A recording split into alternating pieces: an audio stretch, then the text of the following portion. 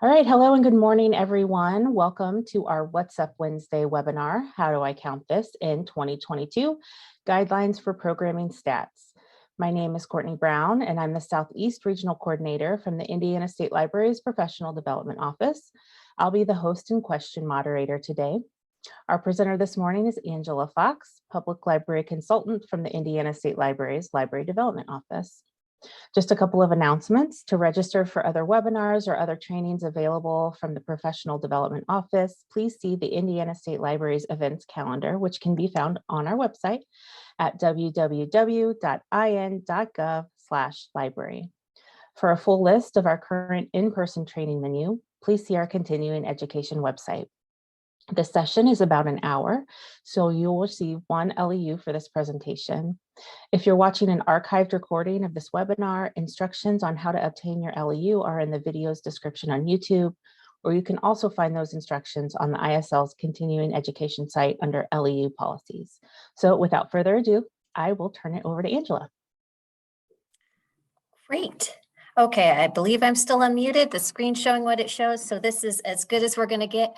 I'm going to dive right in because there is a lot of material to cover, and I am almost more concerned about finishing this on time than I am in my annual report workshop, which if you've attended is something like 150 slides in 2 hours. So there is a lot of material, not 150 slides worth, but enough to justify a third year of programming statistics information. So what we are going to cover, all of this material, you may be saying, why do we need a third year? Especially as I've been telling people, there aren't that many changes this year. Don't worry, we're not dumping another 50 questions on you like last year. That is true, but there's still a lot of things I'm hoping to address today. So, oh, there we go.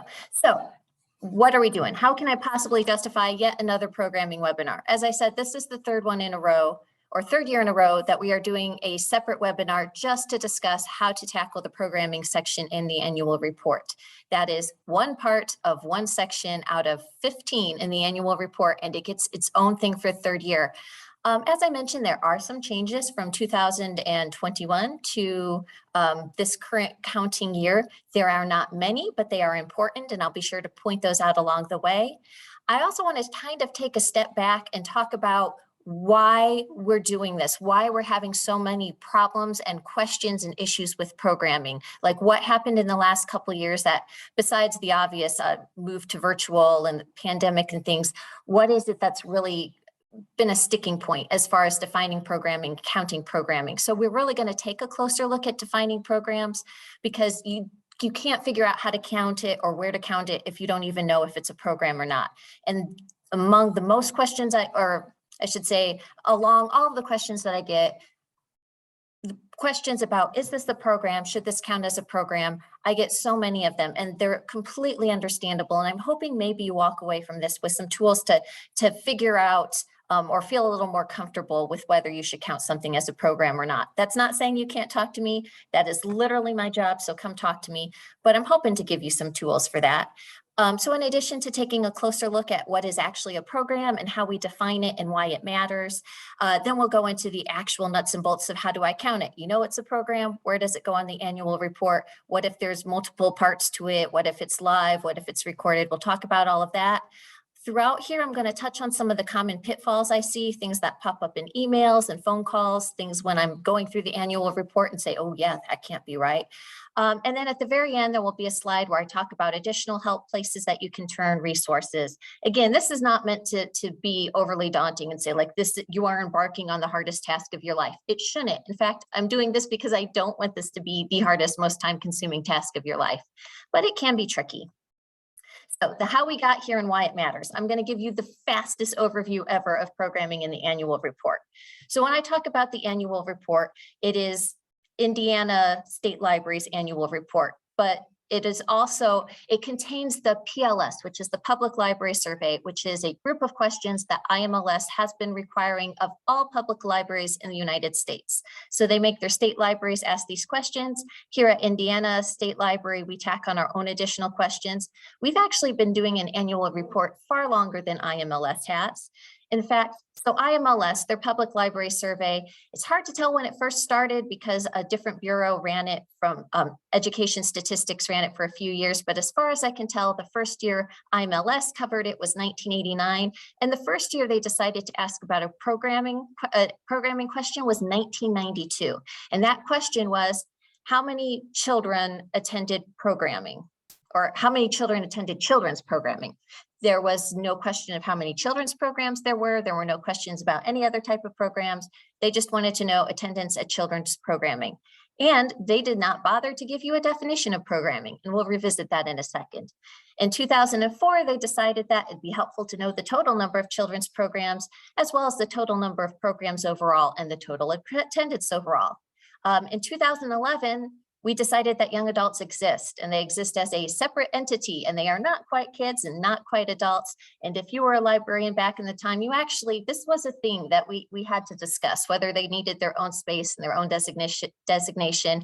And in 2011, IMLS said, yep, we're going to count them. In 2021, so just last year, they officially added questions about adult programs and general interest programs, largely because they looked at the states and they said, we're asking about kids, we're asking about young adults, we're asking about totals. So why don't we just go ahead and say in the total, what's left? Adults and general interests. So they asked about that. So that's how IMLS got there. It's kind of later to the game, and we've been building on it over the years. Meanwhile, I said we've been asking our own annual report questions for a few more years. We have. Our first one was in 1909 that we made you guys answer. Well, not you, none of you were around, but that we made libraries answer the annual report questions. We did not get around to asking about programming totals until 1985. To be fair, libraries have evolved a lot during the year. But the point is, programming is, depending on the scale that you're looking at, it's relatively recent, and the definitions are relatively recent. As I mentioned, we didn't, or IMLS didn't bother to even define a program until 2004. Prior to that, they kind of took the Supreme Court stance on obscenity, which is, I know it when I see it. They assumed libraries knew what a program was when they saw it. And everybody just instinctively knew a program was something that fit that traditional mold. People are coming into your library, they're joining, they're having a story time, they're having a book club. There's a very set idea of what programming was. There was no need to define it. In 2004, we were starting to see, well, maybe there is. And that first definition is on the screen there. A program is any planned event which introduces the group attending to any of the broad range of library services or activities, or which directly provides information to participants. And there's more. And if you read this, it should look very familiar because that is included word for word in our current definition of a program. So 18 years later, if I'm doing my math right, we are still using that definition of a program in a slightly expanded definition. You'll notice I changed the color of the font on two of those words, the group, and that's because it's going to become a very important pivot point or a reference point when we're trying to decide if something is a program or not. But regardless, this is the core definition of the program we've been referring to since 2004. And the problem is that since 2004, our programming offerings have exploded. You guys have just gotten so creative and so amazing and come up with so many things outside of that traditional story time book club standard, which are still fabulous, but it's gone beyond that. We've introduced technology into things, especially in recent years when we've had a global pandemic and libraries said, wow, we really like to provide services to our people, but we can't see them face to face. So you managed to find ways to bring programs to the home or to patrons where they were or somewhere other than face to face. And these are things that make your patrons love you and make libraries amazing. And these are things that make answering the annual report such a nightmare.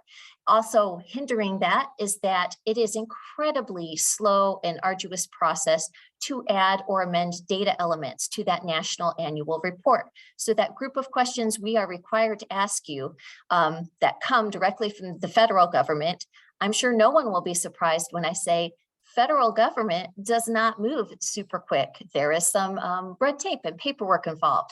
So when we want to add a question about something or amend a question, it is literally a multi-year process. The SDCs, the data coordinators, meet as a huge group, or all 50 plus. They meet once a year and they have a 3-day conference where we throw our fist in the air and yell and argue about single words and definitions, or whether the question we're asking gets at what it wants. But if we decide, yes, we want to add this question, or yes, we need to change it, it is a multi-year process. The fact that there are COVID questions on the report was kind of an emergency action that will probably never be seen again in my lifetime, hopefully, if we're lucky. As a rule, though, it's not that easy. So when you say, well, why don't you just update that program to include all the cool new things we're doing? That's a large part of it. It is a nightmare to update it. And the other large part of it is just understanding that we are not trying to include all programming. So this is where I'm trying to ease you into the idea that some of the things you want to count, we are not going to be able to count for a number of reasons. So first of all, that idea that the report is not all inclusive, this isn't just about programming. It's not all inclusive, period. We don't cover all of the holdings that you guys, we have select holdings, we have select circulation statistics, we have select usage. There's a number of data points that we pick and choose, and IMLS says we want these so that we can study trends and study how the library is serving its people over time. And we want it so that when our stakeholders, when legislature, when lawmakers, when people turn to us and say, tell us what libraries are doing, or tell us how they're changing, or tell us why you want money, we can point to this data set and say, here you go. But it is not an all-inclusive data set. It's not meant to be. It's not possible to be. Our library annual report currently has over 800 questions. Granted, 236 of those have to do with the plaque library loans, and do you loan to this library? And we go through all 236. But if you take those out, that's still 550 questions. And at some point, we say we can't ask every question. It's just impossible. That goes extra for programming. We know the definition of programming is not all inclusive, and that is problematic for some reasons. And some of the solutions are more problematic, unfortunately. Part of the reason our definition is not all inclusive is because we have been collecting this on a national level since 2004. And if we want to be able to look at it as a historical record, we need to be comparing apples to apples. If we keep changing the definition of programming every single year, it's not going, if you say, well, what's happening this year compared to 10 years ago, it's not going to really mean near as much if you're not measuring the same thing. Similarly, if you want to see how trends happen across the state, if states are measuring different, it doesn't really help. And as far as fine, so don't just change don't change the definition of programming, add some more questions. And that has happened over the years, and it may well continue to happen. Part of the reason that's so slow to happen, though, is that burden that I mentioned. We do have 800 questions we're already asking you.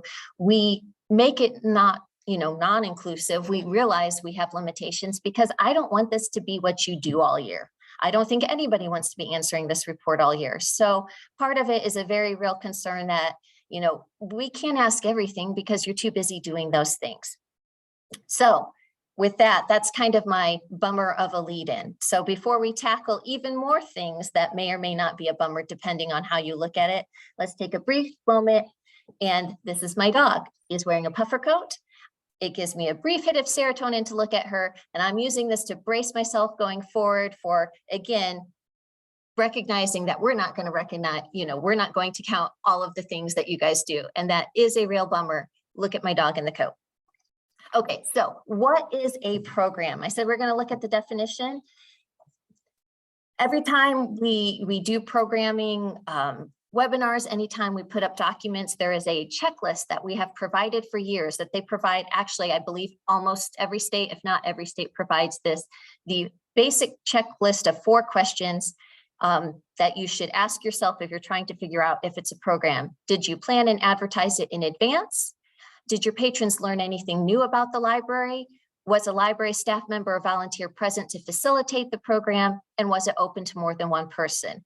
Now, some of these questions, they're very basic, but even some of them have some leeway. Did I plan and advertise the program in advance? Sometimes when you're doing off-site programming, if you're going into the schools, you're not necessarily advertising it to the public. Maybe you were advertising your services to that school, but it's definitely planned in advance. It's not something you're doing off the cuff. You made a time, you made a place, you made a program.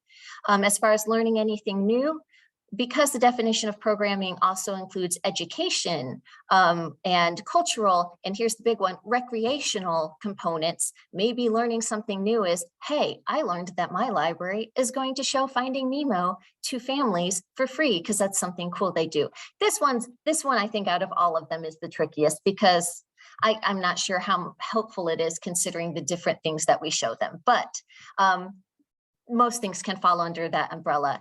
The part about having a staff member or volunteer present is we just need to make sure this is a library program, and we'll talk about that a little bit more in a second. And was it open to more than one person? So this isn't one-on-one scheduled, resume help or one-on-one scheduled any sort of help like that. If it's one-on-one, it's going to be more of a research question, or I'm sorry, reference question.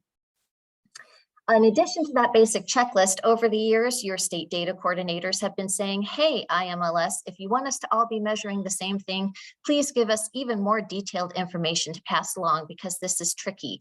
And finally, after whining for years and years, this year they provided us a lovely table, which will also be shared with you in our additional resources.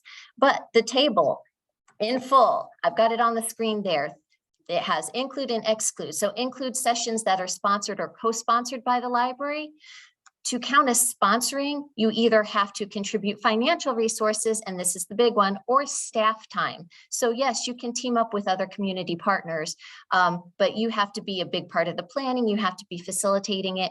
You can have a volunteer running it, but your staff time is still a big part of that contribution. You're still in the room, you're still organizing it. You didn't just open the door and tell the volunteer, have at it, do something cool. You're excluding sessions that are sponsored by other groups that use the library. And this can get a little murky. There are a lot of groups that you regularly allow use the library for awesome things. We get questions about tax help. I know at my former library, we used to have ARPA come in and do tax help every season, and we hated it as librarians and loved it for our patrons. We hated it because they showed up hours before the door would open and would fight over spots, and we got phone calls, and we had to manage lists, and we had to set up the room and do crowd control. And for all of that, it was still not our program. We were providing the space. We were even advertising it on their behalf, but really they were the ones who were organizing it. They were the ones who were running it. We were not even in the room with them once it got going. Similarly, I had a question about community groups that set up in the atrium. Somebody said, we let these groups in, we organize it, we invite them in, there's a schedule, you let people know when work one is going to be there, or these other things. You are providing a space, you're providing that meeting place, but you're not actually sponsoring it at that program. You're just being a really good neighbor, but you are not coming up with the content. You are allowing them to come up with the content, and you're telling everybody they're doing a cool thing, but they're doing it in your space. Include on-site and off-site program sessions. I mentioned this before, people going to school. If you're taking that story time to a daycare, that is still a program provided it beats the definition of programming. So IMLS gave us, for example, include a story time at a farmer's market or presentation to a school group about library resources conducted at school. Meanwhile, exclude outreach efforts that do not otherwise meet the definition of program. And this is where it gets tricky. Offsite and outreach are sometimes used as the same thing, and they're really not, because you can have outreach where you go out into the community and offer cool services or host cool events, but they don't meet that threshold for a program. So the example they gave here, do not include having a library card sign-up booth at a farmer's market. You're going out into the community, you're doing fantastic outreach, you're selling the library, you're answering questions, but it doesn't meet the basic definition of a program. And we'll talk again a little bit more why it doesn't do that. In this case, it's largely because it is not meant to be a group activity. People are meant to come at their own time, whenever they want, interact with you one-on-one, sign up for that card. It's not meant to be a shared group community experience, which going all the way back to 2004, that's what IMLS was really trying to measure when they were looking at programs. Is it that shared opportunity for a group experience. Include live stream virtual, also known as synchronous programming sessions that are sponsored or co-sponsored. So thanks to everything that's happened in recent years, we've taken a long, hard look at things that are streamed live and said, yeah, those count. You're not meeting in the same place, but that group element is still there. You're meeting at the same time. There's a potential for interaction, maybe less than others in some if you're muting your microphones or whatnot. But if you're having a live stream book discussion, if you're having a live streamed, book discussions are bad. Anyway, if you're having a live stream story time, we keep going to that one, that's easy. People can watch it in real time. They can interact, they can sing along with you. Again, it's meant to be that group shared experience. It's happening in real time at a very defined time and place. Go ahead and count that. Now, IMLS says to exclude recorded asynchronous presentations of program content. And before people say, wait, but we've been counting this. We've been posting those recorded story times. We've been posting things that we've done. That's fine. Just know that IMLS doesn't technically count them as programs. They call them program presentations or program sessions, but not programs. Is that confusing? Yes, it is. But just know that recorded things that happen on demand, there is a place for them right alongside the synchronous live programs. But in terms of how you're counting programs, those recorded things are considered a slightly separate bucket than the live things that are happening. Exclude programming that's shared on the library's website, or social media. So this is programming that you did not create, but you're sharing the link to. We saw a lot of this during COVID with people finding and sharing really cool author story times where the author read their book or did a story time based on it. That's fantastic. Thanks for putting that link out there. That is not actually your program. Include program sessions with attendance of 0. I keep saying it's supposed to be a group experience. Yeah, you made it open to the group. It's not your fault people don't recognize a good thing. The potential is there. Exclude activities delivered on a one-to-one basis, that homework help, that resume help I mentioned before. Those are going to be counted as reference questions and instructional reference questions, and there's a spot for them on the survey, but they are not programs. They are not, they're really not open to, a group could not say, oh, I want to show up at this time and have this shared experience. Nope, you're doing it with one person at a set time. That brings us to the elephant in the room. And fun fact, if you try to find a Creative Commons image online for elephant in the room, it does not really exist. So you can find an elephant, you can find the New York Public Library, and you can do a bang up job with Microsoft Paint to give this delightful graphic to a topic that is very tricky. That elephant in the room being passive programming, as many of you call it, or self-directed activities, as IMLS calls it. And having grown up with passive programming and use it, I actually like the shift to self-directed activities because I like that it is providing a more active role in. You're still doing something, you're allowing the patrons to direct when it happens. I think it's a very accurate description of what's happening. So what about passive programming or self-directed activities? IMLS includes this on their guidance, and they say in full, exclude passive or self-directed activities that do not occur at a scheduled time. For example, do not include leaving an art project or puzzle on a table for participants to complete. So if you have something that is happening all week or all day, or that farmer's market that we mentioned, where you stop by during the time to get a library card, that is considered passive because, again, people can direct, they can decide when they show up. Yes, it has to happen on the day, but there's a pretty broad range. So some people have an easier time saying, okay, take and make activities are awesome. They involve time, they involve resources. We have to put it together, but I can see why you don't call it programming. But what if some of the things that are on a larger scale? What about things that aren't just stop by the table, but that involve, actually doing stuff in the library, or there may be other people doing it at the same time. So for example, as a larger passive sort of program, is it a program or not? Let's say you set up your meeting room like a labyrinth because you are the coolest librarian ever. And no, I am not using a personal experience here. And this labyrinth is missing everything but like David Bowie as the Goblin King. It is awesome. People love it. You have it set up for summer reading program. Your blood, sweat, and tears literally run into this. I mean, you had calluses for weeks. Thank you, box cutters. It was magnificent. Hundreds of kids showed up. Where did I count? Where did random librarian count this? She didn't. It didn't count for programming. It counted for a lot. It counted for great community goodwill. It counted for some awesome Facebook posts. It counted, the door count that week was insane because people kept coming in. It was fantastic. It was not considered a program because we threw open the doors and for a couple days said, welcome, have fun, do your own thing, still a passive program. That one hurt a little. Okay, when is a program not a program? This might help a little bit to understand some of these things. So we use program to describe a lot of things. We use program as librarians to describe things that IMLS says, no, not quite.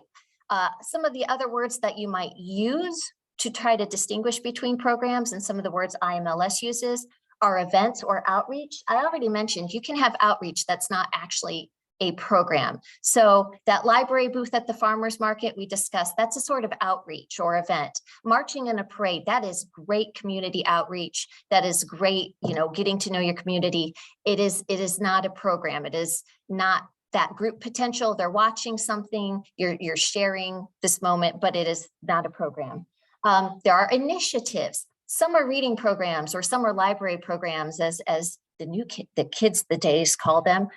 Those are overarching umbrellas. You can have a summer reading program where everybody signs up for it, but it happens throughout the whole summer and you can do it on your own. You're not really participating in a group. So that sign up and that working through the program itself is not actually a program. It's an initiative. The events that happen during it can be programs. Similarly, 1,000 books before kindergarten. Some people asked me about that. Signing up for it alone, offering it is a really cool initiative, but it is not a program. It does not happen at a designated time or place. There's not that activity for a group event. It's not really facilitated by a librarian and that you're not going home and helping them with this. So initiatives. Services, delivery for homebound patrons, going out and dropping off books and picking them up and exchanging them. Summer lunch at the library, that's another huge one that I get questions about. If you're doing the meals for students or for kids or anyone so that they can eat during the summer because they don't get those school meals, that is crazy, hectic, insane, brings in a ton of people to your library. So very, very important. But it's a service that you're offering. It's not really a program that you're doing. Now at the bottom, you notice you can offer programs as part of these events. If you did a wiggle your sugar off dance party during summer lunch at the library, if during half an hour of that, when people are eating and they've picked up their food, they have the opportunity to eat it, and you say, hey, over in the meeting room, we're just gonna have this fun thing that's happening while lunch is being served. The people who show up in the meeting room, that can count as a program. If during summer reading program, you have a really cool art, come on Tuesday at 10:30, we're doing this cool art event or cool art program. That is a program. The things that you do, those count. But again, signing up for the initiative does not count. So for example, this is one I get asked a lot. You use Beanstack, and that's again, seen a huge rise in recent years. You use it to offer a series of themed challenges, allowing users to earn a summer library program badge. And this happened a lot during COVID. You couldn't do live events, live programming in the way that you're used to. So what if you put together this really elaborate program on Beanstack and you had all these activities and they could check off a certain number and that earned them a badge? Where does that count? That counts wherever you want it to count on your internal statistics, but there really isn't a place for it on the summer reading or on the annual report because that's considered a summer reading initiative, but there's not that shared group experience. There's not that time and place where they need to meet to do those activities. It counts as an initiative, but not a program. We are cracking down more on that. In past years, I believe I've even told people, well, if that's the only thing you have, you can count it. And IMLS kind of went back and forth and then came down hard and said, nope, you know what, we're going to stick to their guns. This is an initiative. It is not a program. Okay, so after all of that frustration, yes, no, is it, isn't it? You arrive at the conclusion, it's a program. So now what do I do with it? Where does it go? So you'll need to break it down by the target audience and attendance. Couple things to keep in mind here. You want to count all attendees in your program and record that under the target audience of age group. So anybody in the room, as we like to say, any person who is there gets lumped into the attendance for the target age group. We're not going to ask you to break them into separate groups. We're going to say, what's the target programming audience? Cool. Everybody who showed up is going to be counted towards that. So if you have a babies and books and that's aimed towards the very young, that's the target audience. You're going to count all of the babies who are there, and then you're going to count their caregivers, and you're going to add that number together and throw it into attendance for very young, for the 0 to 5 category. I know that the people holding the babies are not 0 to 5. I know that sometimes you're talking to them because babies are not necessarily responsive to ideas about why certain activities are good for them and things they can do. It's still considered a children's activity, and every single person who's there is counted. So big brother, big sister shows up and they're doing homework in the back, it counts. Grandparents show up to take pictures and aren't really participating other than that, it counts. We are not going to try to make you guys try to break that out. As far as the target audience that I mentioned, all programs have to be designated as one target audience by age group. And you can see the 5 below that we have. We have children 0 to 5 years of age, children 6 to 11, young adults, which is 12 to 18, adult, which is 18 plus. Yes, I realize you can consider 18 an overlap, but at this point, I'm going to say, yeah, you guys know whether it's young adult or adult oriented. And then general interest program, which are multiple age groups. So here's one of the big changes that I mentioned. There are a couple. Last year, we introduced these 2 subgroups for children, and we put them on the report. We wanted to get you guys used to the idea, but they were not required. They were optional. This year, they are required. Hopefully, we tried to give some heads up last year and throughout the year about this is going to be coming. If you haven't done this, if you've just been counting them as programs, do your best to go back through the listing and say, okay, can I split them? If you can't, do your best to estimate. I'd say half of ours were early literacy and early children, and half of them weren't. But you're going to have to make a designation, one or the other, because that general children 0 to 11 no longer exist. That brings us to general interest programs. So what do we do with general interest? If IMLS defines it as any planned event that is appropriate for any age group or multiple age groups, include all age, all family, and intergenerational program sessions. Here's the big part with this though. Avoid including program sessions that are targeted at more than one non-adult age category. These should be counted in the child or young adult age category. All of this is a lot of words to say. You are not supposed to use general interest to get around trying to designate a children's program. If you're going, well, it's really a children's program. It's not a young children's program. It's not an old children's program. We have kids from all age of the spectrum. So I'm going to count it as general interest because it's 0 to 5 and 6 to 11. No, that is frowned on. If you say I have a tween program, so I'm counting 6 to 11 and 12 to 18, that is frowned on. You're not supposed to use general interest to lump those youth programs together because there is a lot of bleed and overlap. You are supposed to use that again when multiple age groups, but one of them has to be outside of that youth category if you're going to do that. So what that comes down to is you're just going to have to make the call on a lot of them because, as I said, there is a lot of bleed, and people do not stop at the door and say, oh my, this program says it's for 0 to 5 and mother, I am 6, so I shall be waiting until there is a more age appropriate program for me to show up. That doesn't happen. We don't want that to happen. We don't care about that happening. But as far as programming goes, you're still going to have to designate it. Oh, I'm going to go back to the slide. If you previously would have described it as a children's program, don't count it as general interest. So that's a rule of thumb. If you're really struggling and saying, but look, it's a kids program and it's a teens program, it's really, it's both. Or in this case, look, last year, I would have just called this a kids program, 0 to 11. It's really not one or the other. So I'm just going to call it general interest because it's truly both. Nope, don't call it, again, don't call it general interest. If you would have called it children's last year, if you would have put it in the children's category without hesitation last year, put it in one of them this year. Because think of it this way, if IMLS is taking data to lawmakers and saying, we do a lot of work, we help the schools, we do a lot of work with young kids and we provide them activities, they're not going to get that in general interest. They're capturing something else. So it's better just to say it's a children's program and just try to put it in one of those buckets. Again, but it's a children's program. Why are we doing this? Why are we forcing you to try to break it down when it's really an all ages program or all children's program? There was a very, there's been a movement to get more information about early literacy programs. And to that end, IMLS said, well, we're going to ask about 0 to 5. We realize not all 0 to 5 programs are early literacy programs. We do realize that.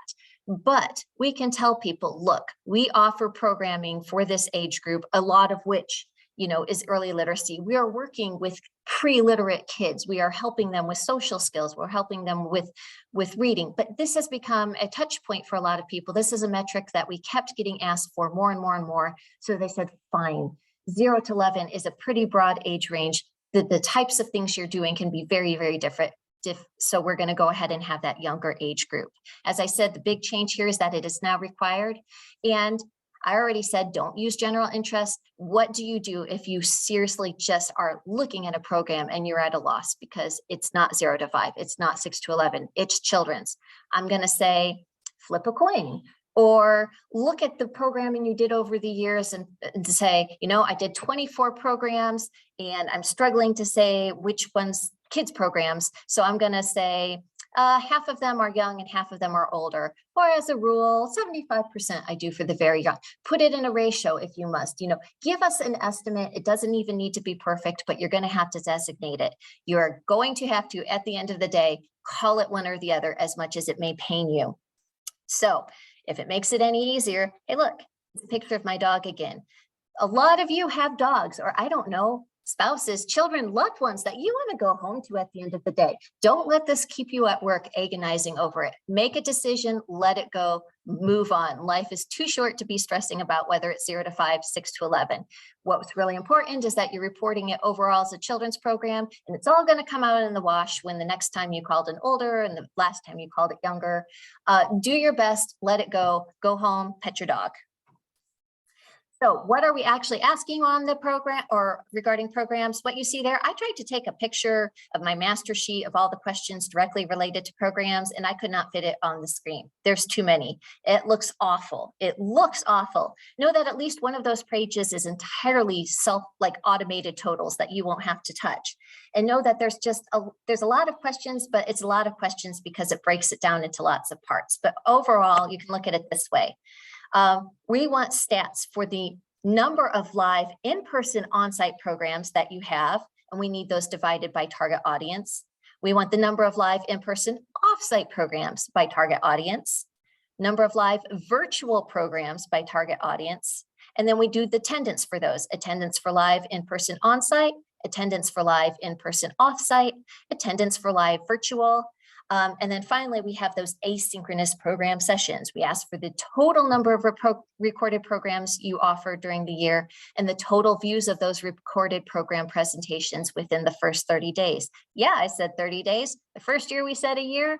Last year we said 7 days. This year we said, hey, let's do a month. There's actually a lot of thought that went into it and a lot of grief and shouting and yelling, and I won't say throwing things, but it was a heated, contested decision with IMLS, but they ultimately decided a month is a better compromise. I'm running out of time, so I won't tell you the reasons, but hand to heavens, I really hope this is the last time they change that counting period on you. If you're a visual person, hopefully this helps. This is what we're looking at. When you're looking at your program, you're going to have to decide if it's a recorded or live program.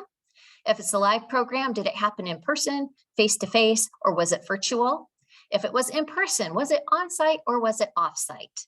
And then for all of those, you're going to want that target audience, and then you're going to want to count attendance. The exception being those recorded programs, where all you need with the recorded programs are how many hits you got on that site. Real quick review, synchronous or live programs, again, it can be on-site or off-site.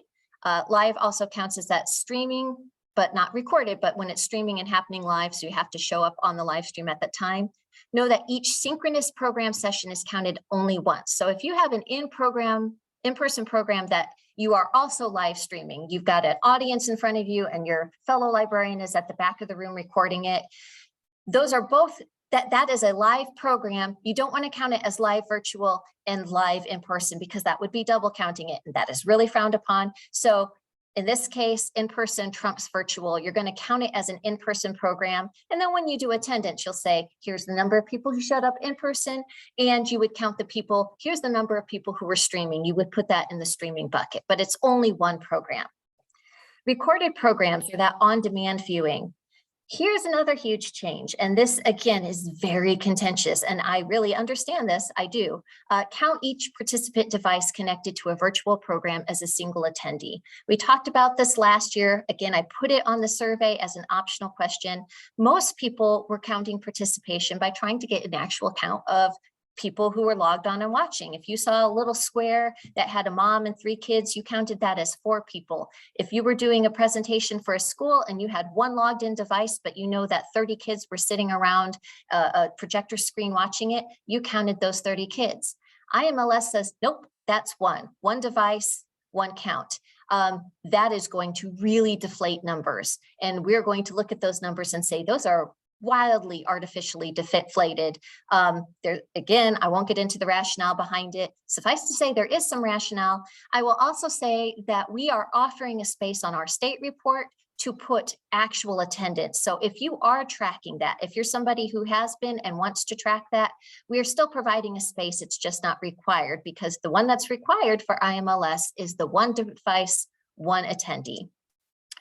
Include recordings of synchronous program sessions that were available for asynchronous viewing. So if you had that person recording your programming session and then afterwards they popped it up on YouTube for people to watch on demand, you get to count that as a live program. They were live streaming it or possibly in person, and you get to count it as a synchronous program. And if you're saying, well, Angela, you just said don't double count. Remember, IMLS does not consider recorded or on demand asynchronous program sessions programming. It's not double counting it because it's not the same thing. If this is confusing, there are handouts to help. For program sessions hosted on these platforms, there's some advice on how to count them. There are again, on our help pages, there are very specific instructions on each of the popular social media platforms or virtual platforms telling you how to get those metrics. And then regardless of the number of platforms on which you post that presentation, count it only as 1 presentation. So if you record something and you put it on your YouTube station and you put it on your Facebook page and you put it on, Instagram, wherever you want to put it, if you put it on multiple places, you still only recorded it 1 time. So just count it that 1 time. Okay, it's a pop quiz. I'm not calling on anyone, but Courtney, this is where I'm going to see if we can make those little polling things happen. I just want to get a sense of if people are following along, and we're wrapping it up here. So you offer a scavenger hunt for National Library Week. It's an all-day event where patrons can come into the library. They pick up a form. You've hidden really cool things around the library and all these clues. They return the scavenger hunt to the children's desk for a prize. Librarians are allowed to give 1 clue if they ask. Children are allowed 1 clue. So is this a program? We'll give you just a second. I'm not going to vote because I know the answer. You can see the okay, good. We have some answers coming in. I'll give you just a couple more seconds. I was going to say, we may not get them all, but I got a couple of these and I want to leave time for any possible questions. So what's the vast majority coming in here, Courtney? It looks like 88% is no. You are correct. So you have a librarian who is interacting with people. They are answering those questions. You put a lot of effort into planning it and advertising it, but it doesn't trip. That wasn't intended for a group experience. No, it was not. It was self-directed. People can come in at whatever time they want on that day. They can pick up a form or not. They can go where they want to go or not. It is self-directed. Lost my slide. Okay, try this again. Is it a program? Yeah, I got as many of my dog pictures in here as I can, you guys. I'm sorry. This is what happens when I do slides late at night. So you have a dog day of summer at program at your activity. It's a fabulous themed dog day. So all day long, there's dog related activities. So you have things like there's a table where you can get coloring pages and give away for paperback books about dogs. You've hired costume characters. You've got Clifford and you've got Paw Patrol people wandering the library throughout the day for people to take pictures with it. And then the highlight of it all is a Read with Rosie story time, where you have a story time with the best girl, of course, my dog, who is in the room, and people can come and pat her as you do a Rosie themed story time and lavish her with love and attention. Is this a program? Go ahead and throw that poll up there, Courtney.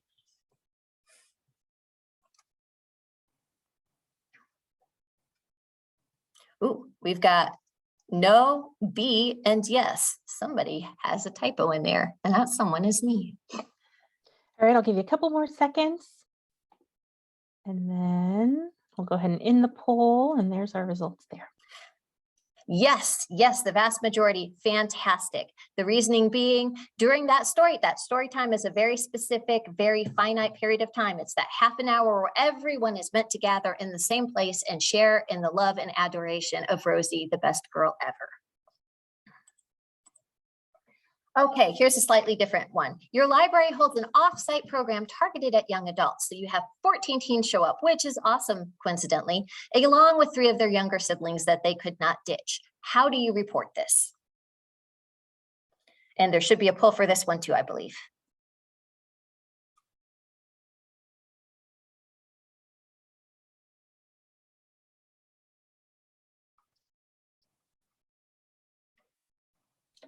These answers are a little long, so you might need to make the box a little bit bigger. So all right, I'll give you a couple more seconds here.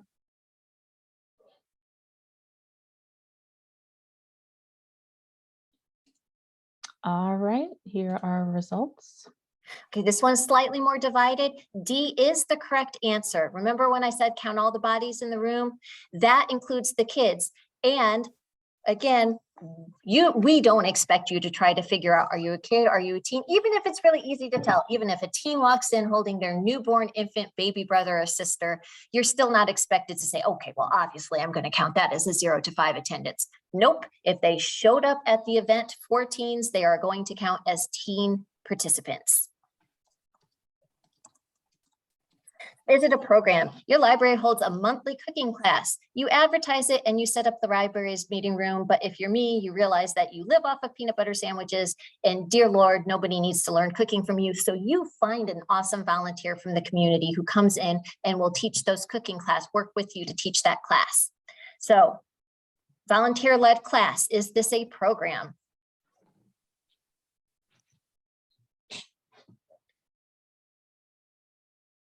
Okay, give you just a couple more seconds.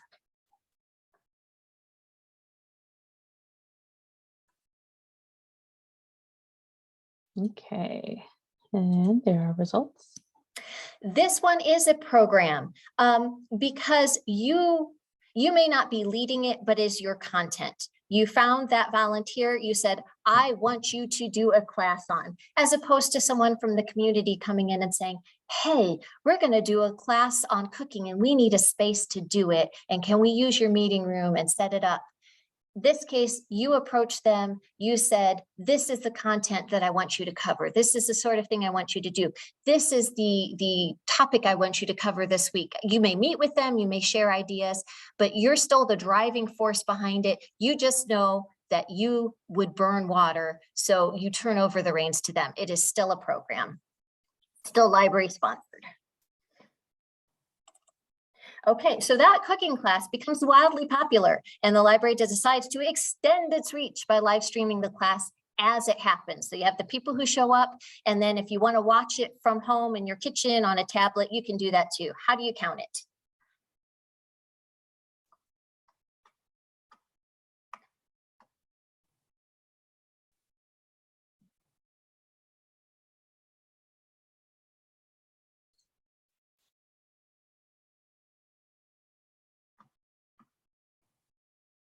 Okay, give you a few more seconds here to get your vote in.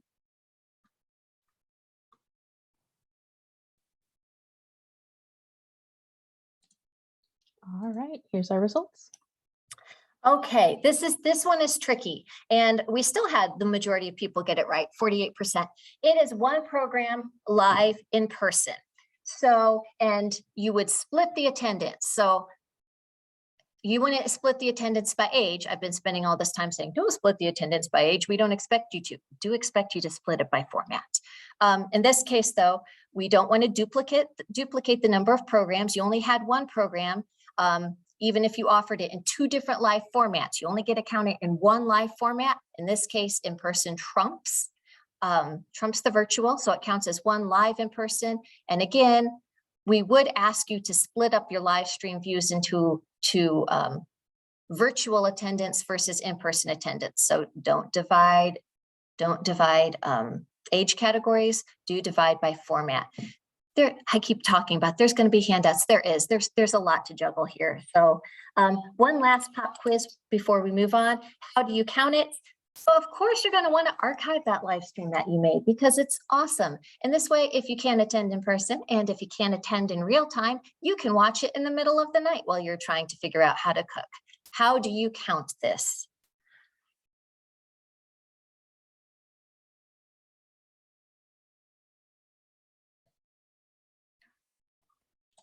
Is this the right poll, Angela? It is. Okay, I'm just making sure I got the right one. Yeah, I know I made you jump one. Sorry about that.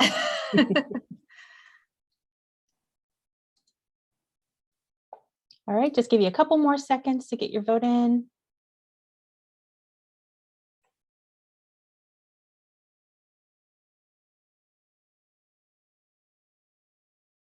Okay, and there's your results. Okay. Oh, this is the tricky one. Don't duplicate your programming, I said, which is why it only counts as one live program. But we're going to go back to that. IMLS doesn't technically count a recorded program as a program. It's a program session or a program. I forget what else they call it. But so in this case, you can count it as a program, but it also counts in this other bucket, this non-programming bucket. You're not duplicating programs because this is not a program. Is this confusing? Sure is. But it is two program activities, I guess you would call it, because it's not a program, but you have that live synchronous program, and then you have this completely separate asynchronous event, this recorded thing that serves a very different need. And that's really partly how IMLS looks at it. Recorded things serve a very different need. They are not meant to be a group, needing to be a group activity in the same way that true programs are, which is why you get to double count it in this sense.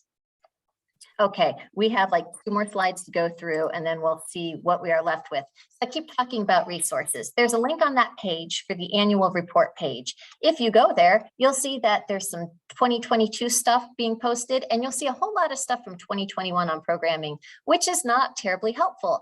That should hopefully change within the next week.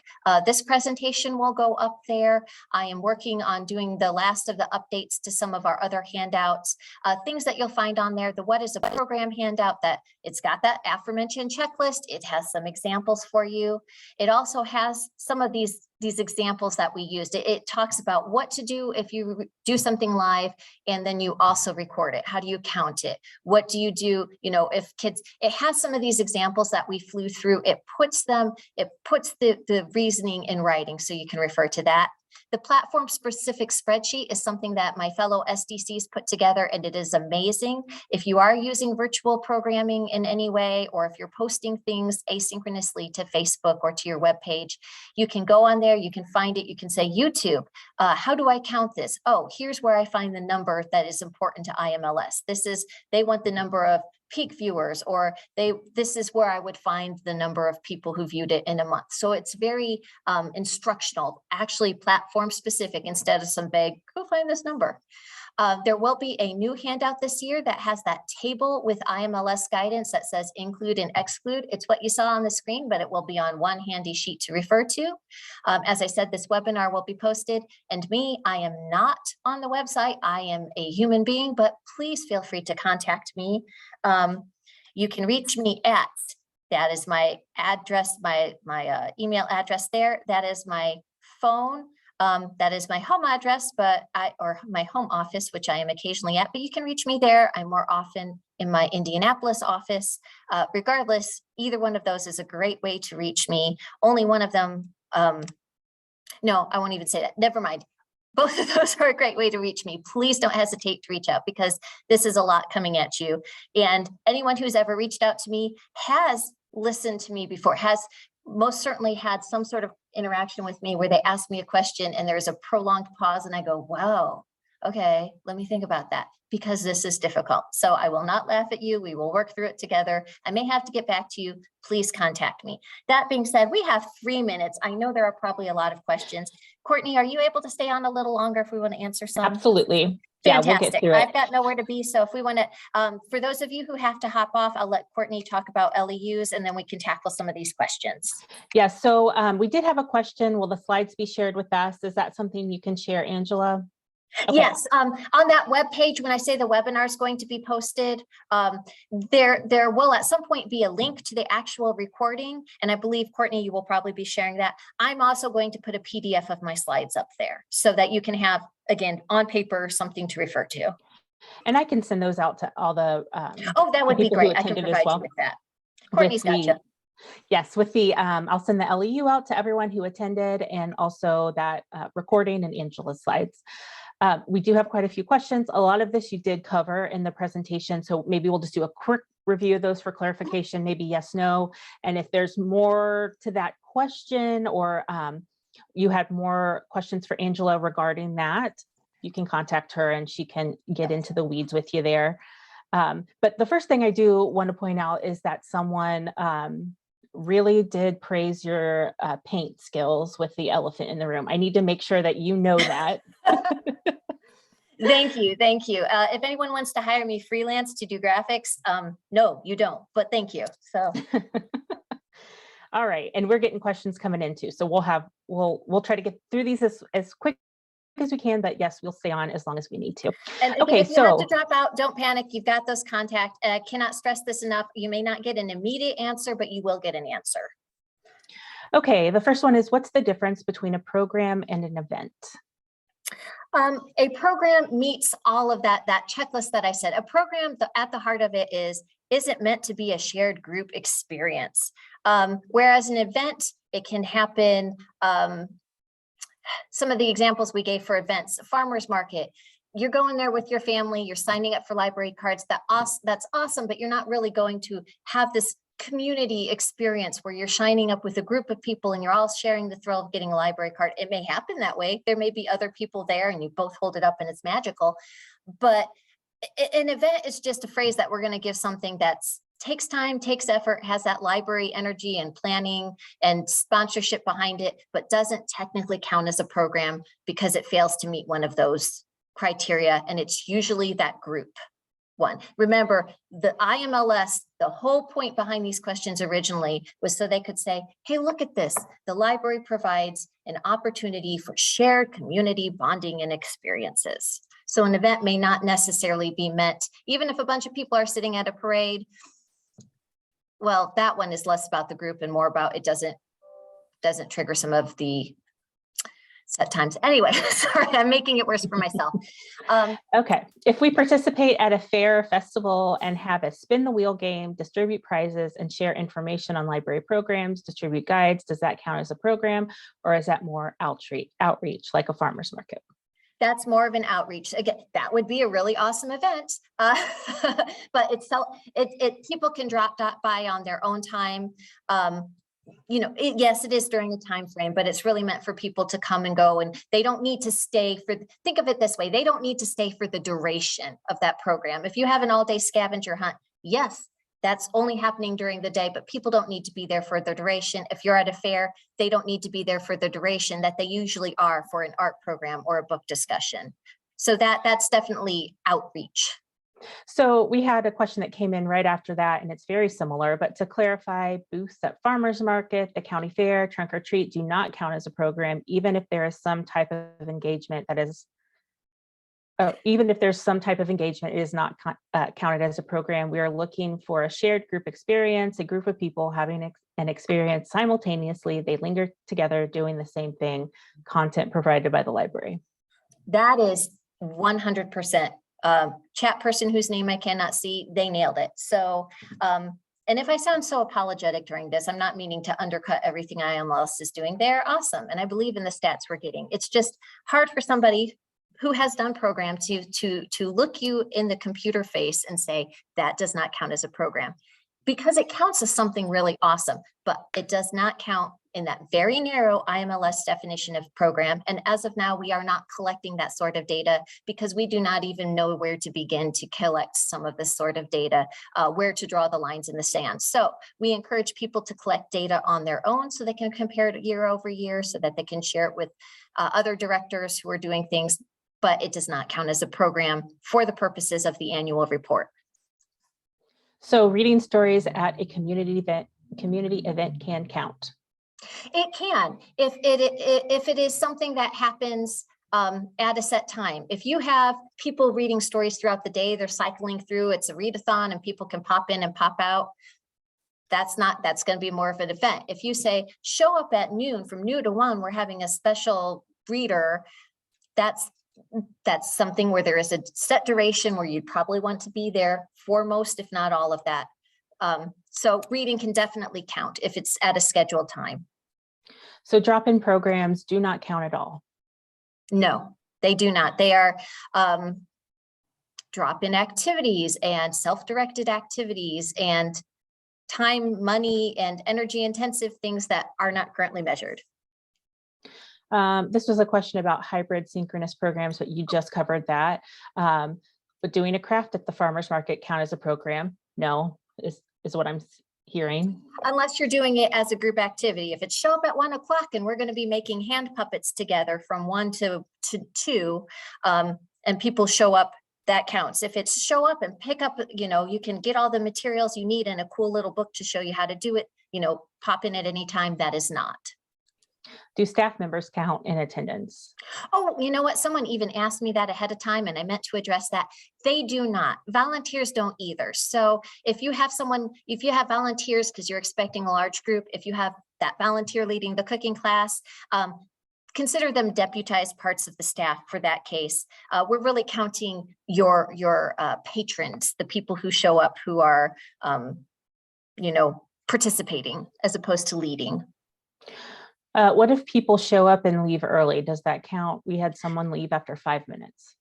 It does. And I know I just said duration, but I also said this is not all inclusive, nor can we ask every possible variation. You don't know when someone's kid is going to get sick, or when someone's going to show up and say, oh yeah, this is not for me, or, oh gosh, this is not what I thought it was. This is certainly not tax help. They seem to be singing to a dog. So people can leave. But if you take your count at the start of story time, you don't have to go through and say, yes, but how many people actually stayed for X number? Just count it and let it go. When the community outreach team is out in the community at events with a booth, we are planning and advertising. We are participating in a story time and or crafting for a set time. The patron learns new things. We are planning for the upcoming month. Our library staff is present to facilitate a story time and or craft, and it is open to more than one person or shared group. Would this be a program that we can count for IMLS stats?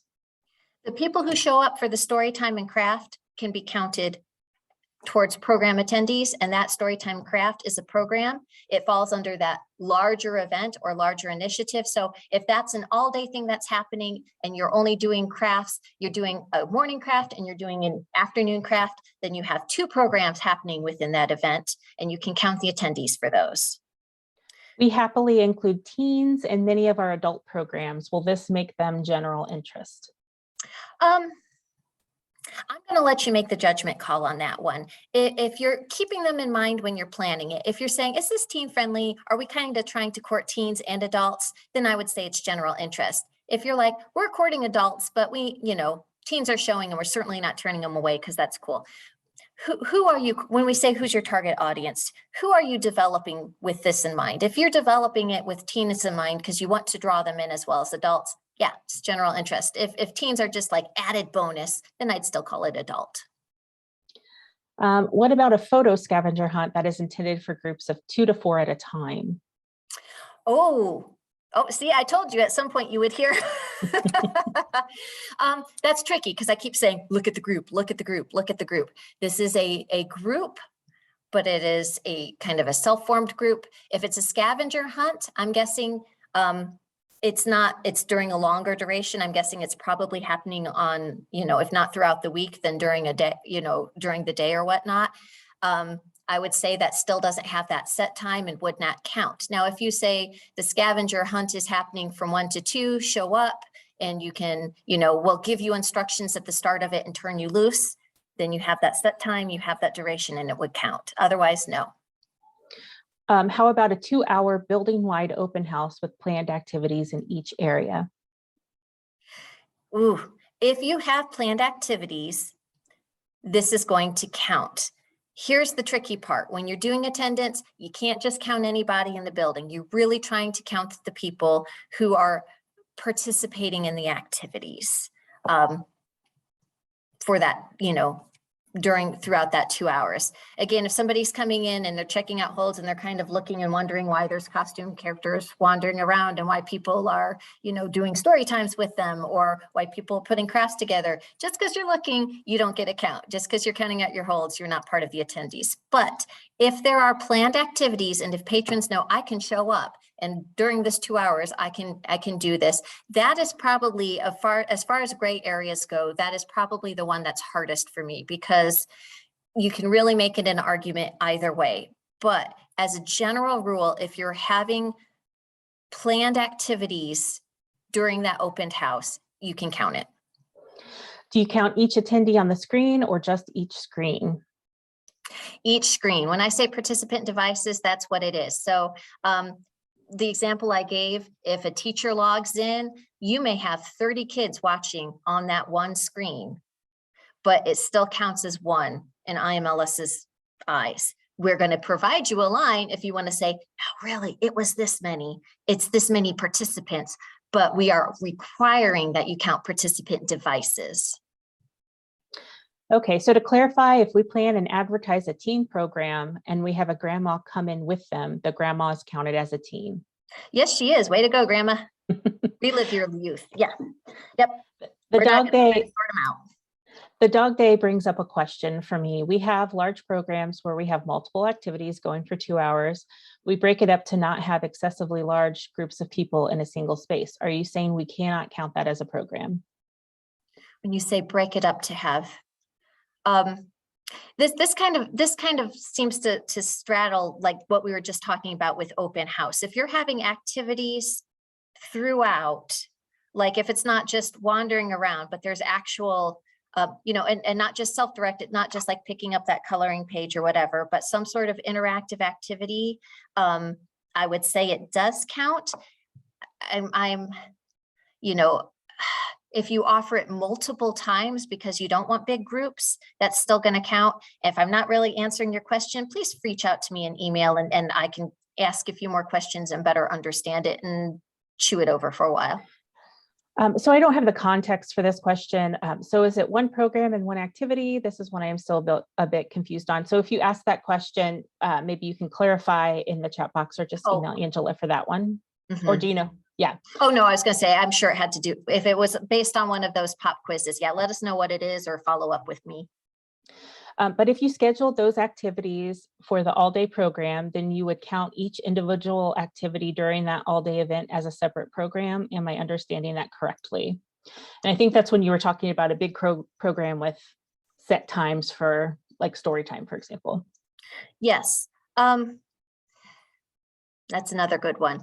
I would say if they are distinct programs that are happening throughout that day, if you have a story time happening from 10:30 to 11, if at noon to 1, you have a cooking demonstration, if at 3 to 4, you have a gaming activity, those are 3 different programs, even if they're all happening on that same comic book day or dog day or whatever that theme is that you're happening. I would count them as 3 programs. There are 3 distinct entities that are happening under one initiative. They just happen to be happening the same day. So for a day-long themed event, this seems to be the running theme of these questions. These are tricky. Yeah. It would be better to have a timed rotation of the activities to count everything as a program. So create a team craft or create a craft in the teen room at 1 and 3, listen to a band at 2 and 4, story times at 1:30, 2:30, etc. If you want to be sure to count it, that is one way to do it. I would say don't hamstring yourself for stats because we're not grading you. No one's grading you. We're just dumping these numbers back to IMLS and saying, here's national trends. Here's who's showing up. Here's what's being used. Don't hamstring yourself for grades that don't happen. Now, if you have reasons for wanting to do it that way, then yes, the way you described it most certainly would count. You know, if you're rotating those things, just be sure that that craft is not self-directed, that they don't just pop in, grab stuff and leave, that maybe there's some instruction, that you've got it set up, that they're, you know, doing it together in that room.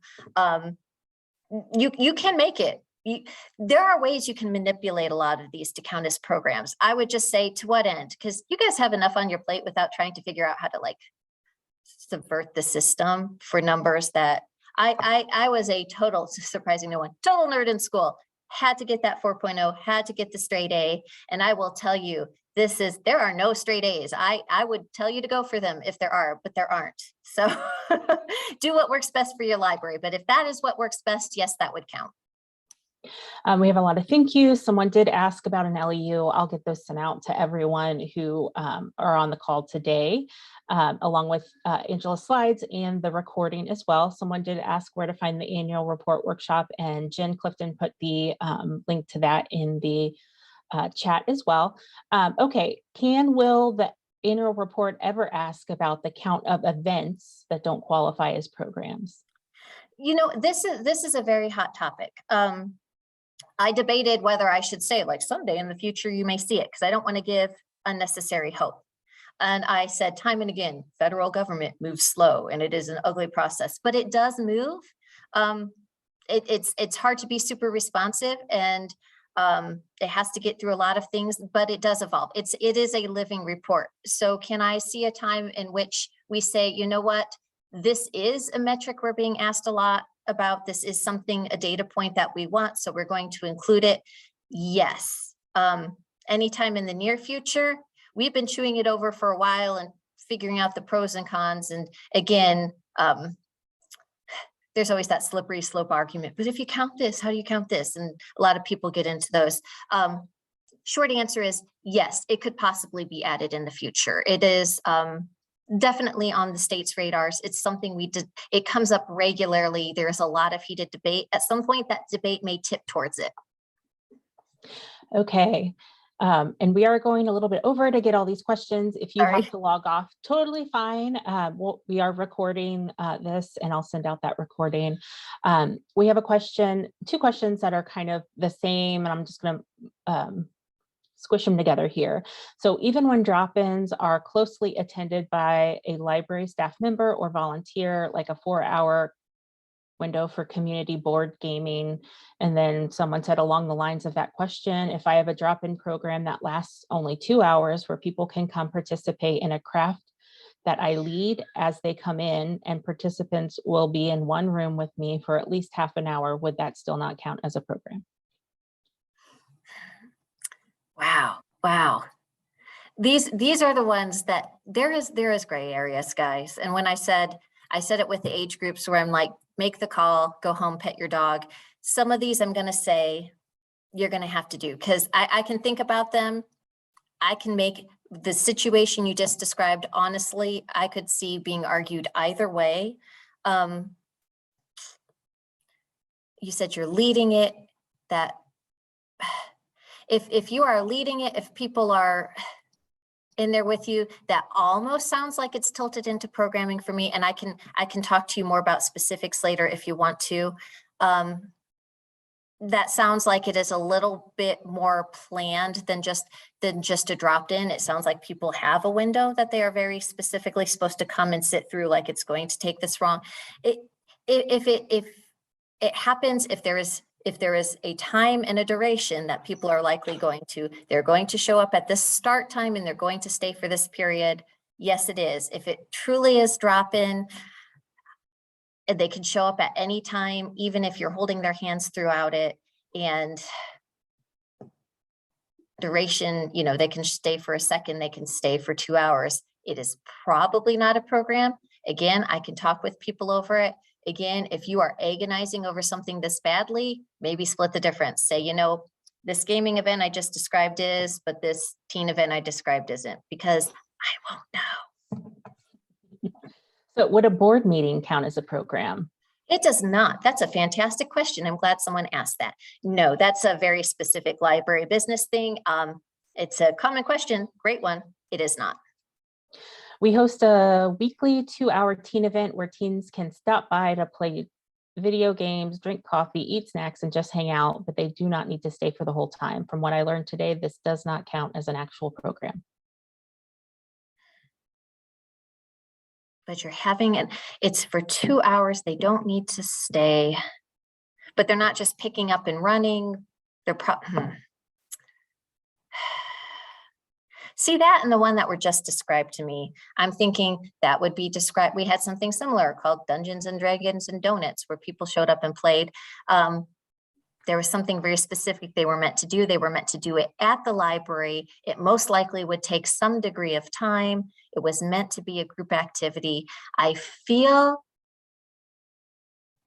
like it's such a short duration. I feel like that is going. That's one of the very gray ones, just like the ones beforehand. Maybe split the difference and say, you know what, our team gaming program is, because even though people can leave, they tend to want to show up towards the start and they tend to want to stay for the whole thing. It's not like a duck in and grab something. Even if you're not chaining them to their chairs, if most people are showing up towards the beginning and staying towards the end, I'd count it.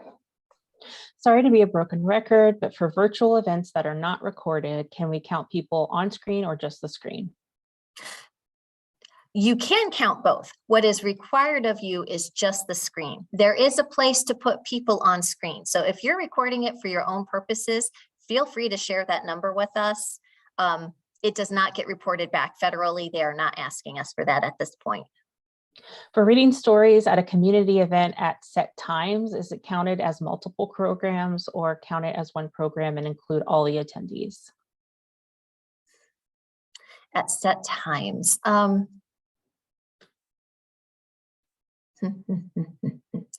If it is the same program being repeated, good gracious, these are great questions.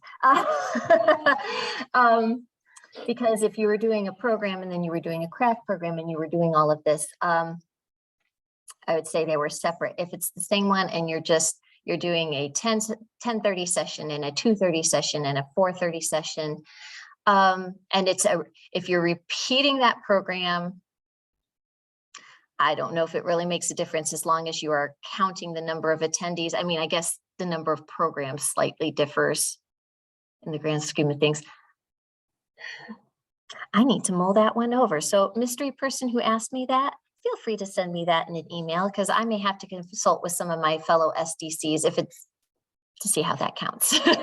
We have quite a few questions coming in. So if anytime you want to bow out, Angela, just let me know. Sure. And we can. I'll probably have to like in the those. next 10 minutes or so, but. Okay. So a program that includes children and teens is general interest. Yes. Like a Reading Buddies program.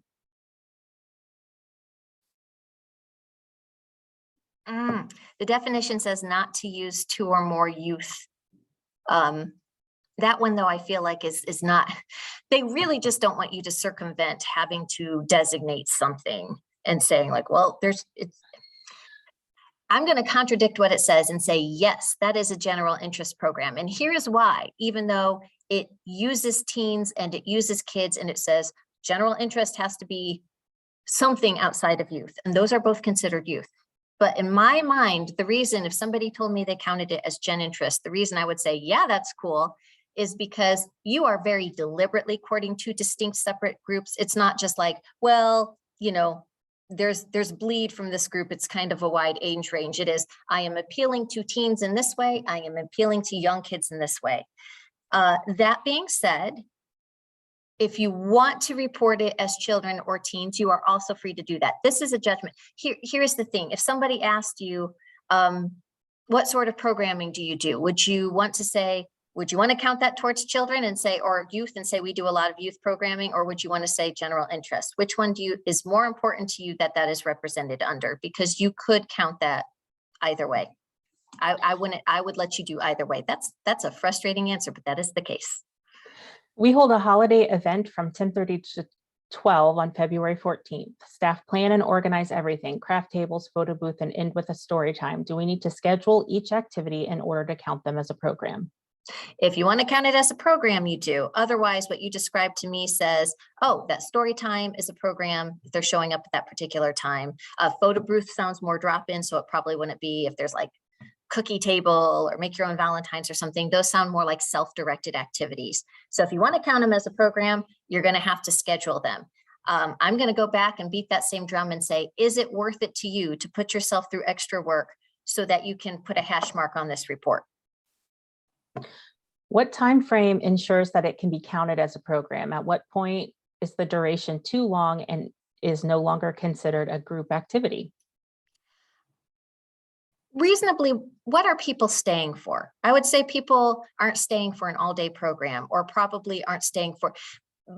My rule of thumb with duration is, are they meant to stay for that whole time? So if you have, there are longer events. I've held events that were meant to take a full 2 hours to get through. So people who showed up, if they wanted to experience the full program, if they wanted to do that full, they needed to be there for 2 hours. If it's 2 hours so you can have people come and go, no. So again, ask yourself, I don't think it's about time and duration as much as are people staying for that duration. So, 3 hours, if you have something, if you plan a book discussion and you just have a room full of professors who are going to tear it apart for a full 3 hours, you can have a 3-hour-long program. A lot of 3-hour programs, though, I'm going to guess are not really intended for people to be there the full time. They're supposed to drop in, grab stuff, in which case it's not a program. Is offering an after-school time 1 day a week with games out and staff members sits and leads a craft during the hour time and plays games with the kids? Is this an activity or program?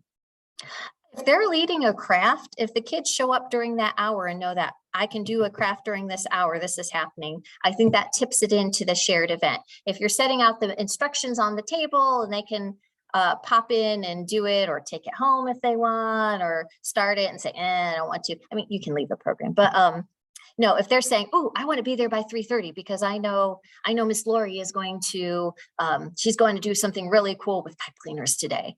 That would be a program. Regarding co-sponsorship being financial or staff time contributions, would that be leadership facilitation contributions, but not event support contributions like room setup, IT support, or catering for something that's primarily led or facilitated by an outside organization?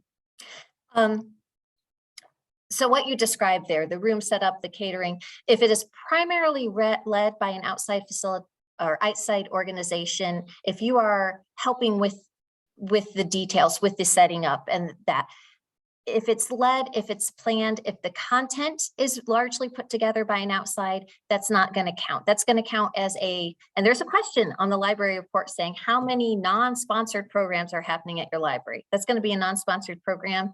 Librarians are awesome service people and they help people. So you're going to help set up that room and make sure they've got everything they need.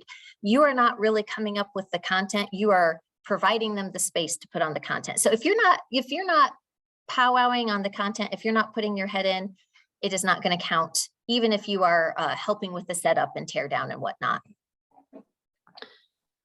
Okay, to respect people's time, I'm going to kind of skip over the things that are very specific to a program at a specific library.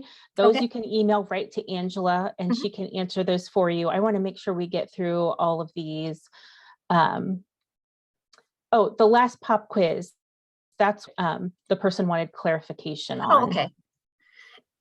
And do you remember the question she was asking about, or he was asking about one program? Oh, what was the last one? Let me look here. Okay, that one was, of course, you're going to want to archive that large. Okay, so the cooking class that starts out as in person, and then you add a live streaming. And then the final thing was archiving that live stream. So to clarify, and this is confusing, it counts as two separate things. It counts as one synchronous program, happens to have, or one live program, even though there's two live elements. It has a recorded element, or a live streaming element, I should say, and an in-person. They're both live elements, so it counts as one live program. It also counts as one recorded session. So if you go back to that flow chart that I created, that little tree, you have synchronous, recorded, and you have, or I'm sorry, synchronous is live, and you have asynchronous, which is recorded. If you have something that hits both of those, you can count it as both of those, because those branch off. Those are two separate things. However, you can only count one synchronous program and one asynchronous event. So if you have a synchronous program that is streamed and in person, you only get to count that once, and that counts as in person. Is general the new term encompassing family?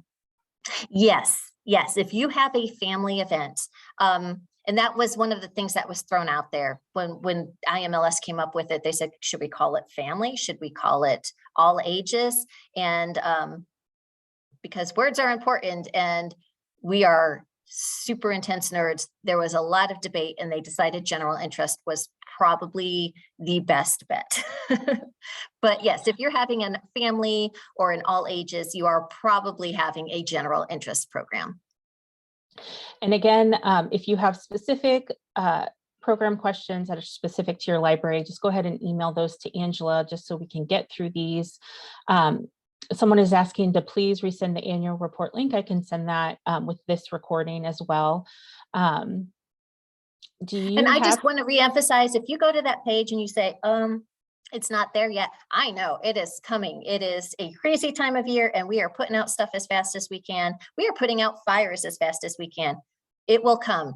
Please be patient with us. Do you have to target audience offsite, or do they just count as offsite? Target audience, you do on offsite as well. The only time you're not counting it, you are counting target audiences for all in-person programs and for streaming programs. You're saying which is the target audience. When you're counting attendance, you only have to do that in person. You can't really tell on a video stream who is attending. Well, I have to go back to my flow chart. Ignore what I said there. Courtney, can you repeat the question? I'm just going to scratch that, start over, because I think I complicated it. Do you have to, was it the on-site question? Sorry, I was reading ahead. Okay, do you have to target audience offsite, or do they just count as offsite? The non-confusing answer, you do have to target audience offsite. Okay. Do Friends of the Library meetings count as a program a staff member attends? They do not. They're similar to board meetings in that they're library related business. They're not. Yes, people in the community can be friends, but it's meant for a specific group. It's not really open to the community. Okay, we have a few more library specific, and then that's it. So if you have a library, again, if you have a library specific question, go ahead and email Angela about that. Thank you everyone for staying on. Yes. 30 minutes past, I apologize. If people who weren't able to stay on, when I email the recording, I'll let you know where the questions start. There are a lot of thank yous, very helpful, Angela. This has been a great presentation. Again, if you're watching an archived version of this recording, information on how to obtain your LEU are in the video's description on YouTube or on the continuing education page under LEU policy. So I'm going to go ahead and stop the recording.